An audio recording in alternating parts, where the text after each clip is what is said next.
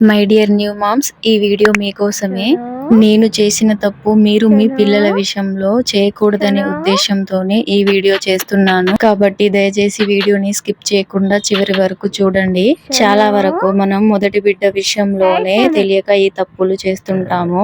కొన్ని తెలియక జరుగుతాయి, మరికొన్ని పెద్దవాళ్ళు వాళ్ళ అనుభవంతో చెప్పినా కూడా మనలోని ఇంకో మనిషి వల్ల ఇలా అనుకొని చేస్తుంటాము. ఆడుకుంటున్నాడు కదా, కిచెన్ కి వెళ్ళి వస్తాను.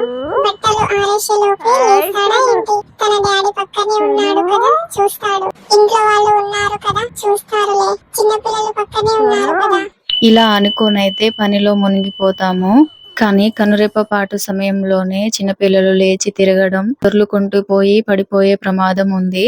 నేను కూడా ఒక రోజు నిద్రపోతున్నాడు కదా అని పనిలో మునిగిపోయాను.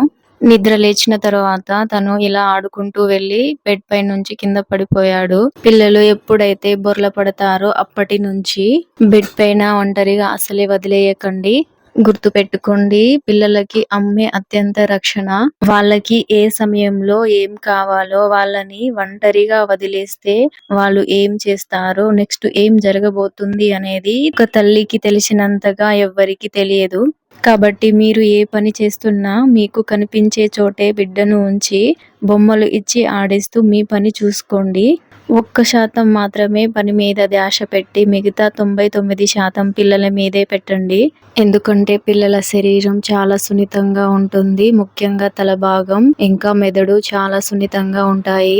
పైనుంచి పడిపోవడం వల్ల బలమైన గాయాలు అయ్యే ప్రమాదం కూడా ఉంది. కాబట్టి ఒక్క క్షణం కూడా నిర్లక్ష్యం చేయకుండా ఎప్పుడు జాగ్రత్తగా ఉండండి. Thank you for watching my video.